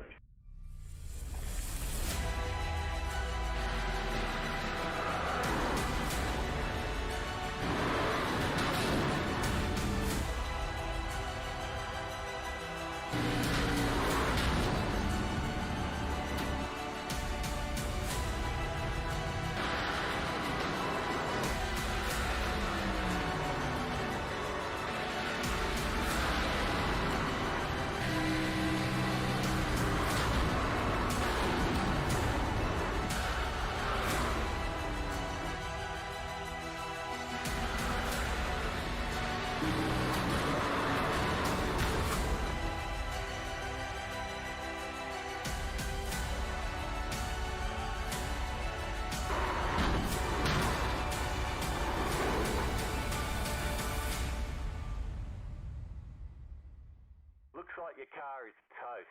You'll need a tow back to pit lane. Press and hold your reset button and we'll come and get you.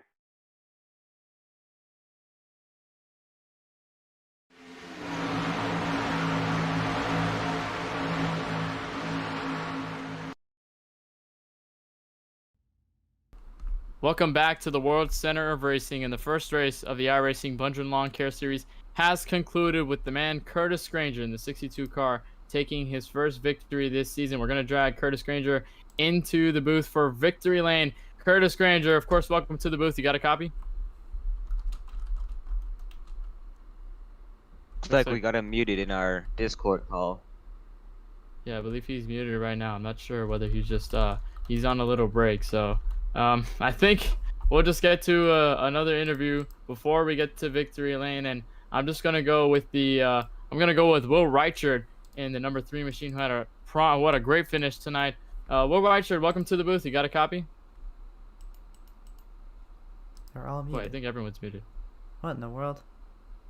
Not sure. I think are they automatically muted on the Discord? Let me figure this out really quick. Yeah, it should be just a little technical difficulty, and if we can fix that, we'll get the interviews. There we go. Just a little bit soon. That was pretty strange. Will, do you have a copy? Looks like he's still muted. I think a lot of these guys are still muted. Bro. Yeah, there's a bit of permissions issues. Hold on. Well, I guess we can attempt to bring Curtis Granger back into the booth and see what his feelings after winning the race here tonight. We'll see if we can get that technical issues over with. Will Reichard's in the booth. Well, of course, welcome in the booth. You got a copy? Yes, I hear you now. All right. Well, Will, there was a little bit of struggle there with the muting situation, but it's all good. Will, you finished yourself in the top 4, and you ran one of the best races we've seen from you in this race at Daytona. You made amazing moves and you stayed within the top 5. Just tell us how your race went. Did it go really well? Were you just trying to work with your teammates on that final restart? Yeah, it was definitely a lot of working with teammates. From the beginning, first 30 or so laps, we decided to hang out way back. We started from pit road, actually. See how the race was going to shake out. Saved our fast repairs. I actually didn't even need to use mine. I don't think a lot of my teammates did either. And then around halfway through the race, we used a little pit strategy to get up front. And we had 5 or 6 of us in the top 10 the whole time for the second half of the race. So it was pretty easy to control the field from there. Yeah, you guys definitely controlled the field when it came to the guys up front, and Curtis Granger, Ryan Potter, and Zachary Vicari. You guys really controlled the tempo of this field. And just tell us how your car felt. I know that in the draft, these cars kind of get a little snappy loose, but just tell us how the car was over the run, and especially going into the late stages of the race. The car was driving great the whole time. Daytona is a really smooth track, just brand new repave, so not a lot of bumps. So really, if you see cars jostling around, it's usually because the driver themselves aren't holding the wheel tight enough. If you really concentrate in the corners, you can hold it straight most of the time. All right, well, of course, before we let you go here in the booth, you got any sponsors you want to thank? Anybody you want to thank out here for making this race the way it was? I just want to thank the team, especially Curtis, Zach, and Potter. They all were great teammates out on the track tonight, and we got a 1, 2, 3, 4 finish out of it. All right, well, of course, thank you for joining us in the booth and taking the time to speak with us here in KBRN. You ran a fantastic race, and we're looking forward to see you at Richmond. I believe, not sure when the date is, but when that time comes around. We hope to see you there at Richmond. And of course, good night. Thank you. Take care, boys.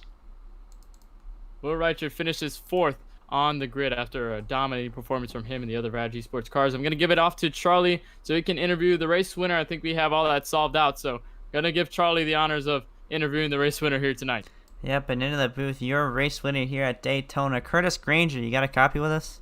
Yes, I do, Charlie.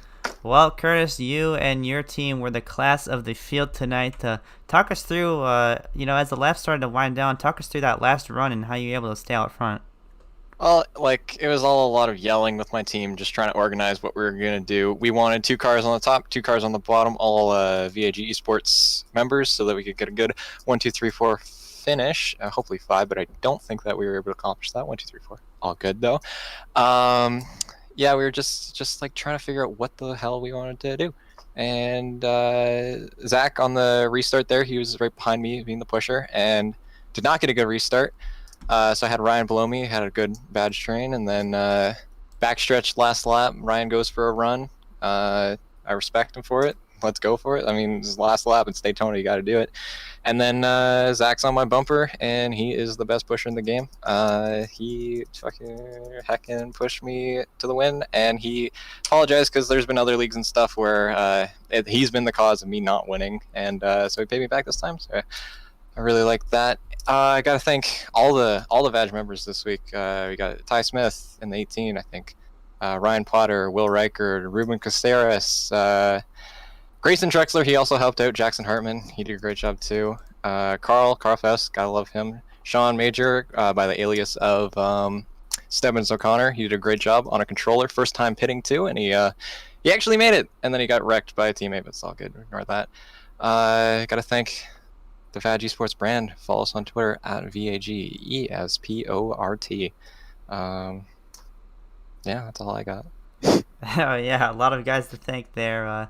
Well, we appreciate you coming out here tonight, running the race with us. We hope to see you at Richmond next week, but until then, we'll see you there, and we wish you the best of luck. Thank you. All right, we'll see you there, man. See ya. That was Curtis Granger sliding out of the booth. Who's next? Hello? Believe we'll get someone in the top 5. There's the 23.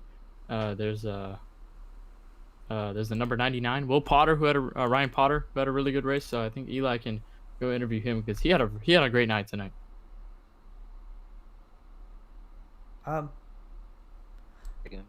Yeah, dragging into the booth, number 9 of Ryan Potter. Eli, why don't you take this one away? Second place finisher Ryan Potter in the booth. You got a copy? Yep. What's up, guys? Your teammates all night dominated this race. The VAG Esports cars, we consistently saw them up front all night long. What do you think the key was your teammates to stay up front all night long? Teamwork, honestly. Just like working together and staying together and making sure that nobody else passed them, really. The VAG guys, we did a lot of just strategy work and trying to figure out what we wanted to do this whole race, so it worked out, obviously. Yes, definitely. So you're the second place finisher. If you had the just interested to know this, you guys worked well together tonight. Would you make a move on your teammate at the finish line, or would you keep it clean and your teammate? I mean, I wasn't gonna wreck him for the win, but if I had the opportunity, I was gonna go for it. Definitely. So this is the first race of the Bundy series. What is your, after a second place finish here at Daytona, what is your goal for the rest of the season? Honestly, just try to run clean, get as many laps in as I can, hopefully be there towards the end of the season. Definitely. So before you make your way out of the booth, do you have anybody you want to thank?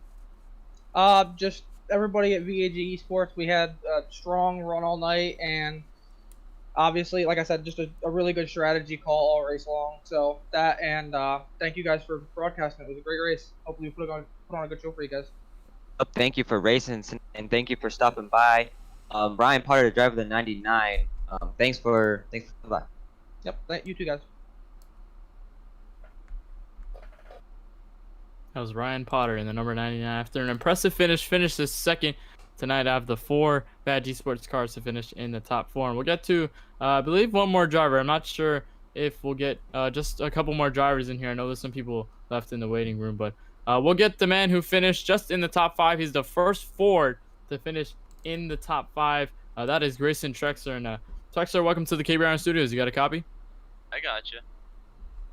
All right, Chexer, well, a very good run for you tonight. Very impressive one. A top 5 finish. Just tell us how your car kind of felt throughout the duration of the run. I know there was a long green flag run that we had some pit stops in between. Just tell us how your car felt over the course of the run. I mean, I was doing good towards the beginning. I got involved in the first wreck, and after that, I just sat in the back and ran with some of the guys from Kurt's team. Just worked out in the end. All right, Grayson, and I know that you were kind of working with a couple guys out there on track. We saw you move from the high line to the low line and back across the track. We saw you kind of moving lines, trying in different lines throughout this race. Was there anybody in particular that you kind of had in mind to kind of work together if you guys wanted to make a run for the win here tonight? Well, I worked with Zach Bakari throughout the entire race when we ran in the back. So towards the end of the race, I said Vag Esports is going to be the team to beat. So I just helped them, made sure one of them got the win, and they somehow got the whole top 4 and like a majority of the top 8. All right, well, Chuckster, before we let you go, is there anybody you want to thank out there tonight for making this race possible? Like I said, I want to thank Vag Esports. I mean, I ran with them and got a good finish. Just want to thank Glenn Bundren for putting the Bundy League on. It seems like this league's going to go far. Yeah, it's a great league, and of course a great race we've had here tonight at Daytona. And Chuckster, thank you, of course, for joining us in the booth. It was great to watch you up there within this top 5 and make a run for that win. And of course, we hope to see you down at Richmond for that 150 lapper, I believe, next week. Yeah, if I'm not working, I should be there. All right, well, Grayson Trexler ends up in the 5th position, just in the top 5, and a good finish for him. And I believe we have one more interview just left to cover, so I'll give Charlie the honors of getting the last one in, and we'll just kind of wrap things up. Yep, and into the booth, last to score a podium finish here. Zach Vicari, you got a copy with us? Yes, sir, I got you. Well, Zach, scoring yourself a very good podium finish here. But on that last green white checker, is there anything you could have done differently? And I know those VAG esports cars work very well together, and they pushed Curtis to the win. But is there anything you could have done to maybe squeeze out a win here tonight? I don't know. It's one of those things where I just want the team to win. I mean, we put in one hell of a performance. I mean, we were on 3-4 different strategies there mid-race, and the fact that we even all got up there to begin with was amazing. And at that point, for me as a team owner, it's like I just want to get my guys a win. A win for them is a win for me, Yeah, and a very impressive performance indeed. All of us in the booth were very surprised at how well you guys are doing. So credit to you guys there. But as we start to wrap up here, before we let you go, do you have any sponsors that you want to thank? I just want to thank my teammates. Really, all of them. I mean, that was as good of a team performance as I could ever hope for. I mean, you get a group of guys together, and your goal is to, you want to compete for wins, you want to work well together, but it's been a couple of times now in these play races where, I mean, we show up as a group, we show up as a unit, and, as a team owner, I'm damn proud of it. So I want to thank you guys for putting on a great show tonight. I want to thank everybody else in the race. I really enjoyed all of that. I mean, start to finish, I thought that was really well run. I was happy to be here. And overall, just good night. All right, well, we hope to see you next week. I want to thank you for coming out to the race tonight. And we'll see you next week, man. Good luck. Absolutely. Thank you guys a lot. Have a good night. And that is Zachary Vicari setting himself out of the booth, and that's looking to conclude our interviews. Guys, I had a lot of fun calling this race. I thought it was a very good race, one of the best races I've ever watched on iRacing, really. I'm just surprised with just how good it was. I'm astounded. Yeah, it was one of the best performances we've seen. And it was very, very fun calling it with you guys up in the booth. And there was a lot of heart-pumping moments, especially when it came down to that final run. I was kind of just on the edge of my seat watching these guys go 2 by 2, side by side. It kind of put a smile on my face seeing the racing, and I think it was just a great night for the Bundren Lawn Care Series here tonight. Eli, what do you think about it? Yes, definitely. I agree. Beautiful racing tonight from the green flag drop to the dropped. We saw great racing. We saw a few wrecks. We saw great green flag racing. We saw some strategies. We saw full in positions near the front of the pack, and we saw Vag Sports dominate here tonight. I'm just really satisfied with the first race of the season for the Bundren Lawn Care Series. And obviously a very promising first race of the season. We just hope this good racing does carry on to the rest of the season, knock on wood. But yeah, I really had a lot of fun tonight. Yeah, just a lot of fun here. Well, we saw the sun drop and we saw the checkered flag drop for Curtis Granger in the number 62 Toyota Camry for Vag Esports, taking the first win here in the iRacing Bundren Lawn Care Series. We hope to see you next week for the Richmond Raceway race number 2. That'll be 150 laps, also under the lights at Richmond. Some short from the super speedway to the short track. So that's going to be a good transition. That's going to be also a lot of fun. So for everyone here at KBRN, for all the drivers, and of course the owners here at the iRacing Bundren Lawn Care Series, for everyone here at KBRN, for Eli Commerford and Charlie Baier, my name is Kenneth Bueno saying good night from the World Center of Racing.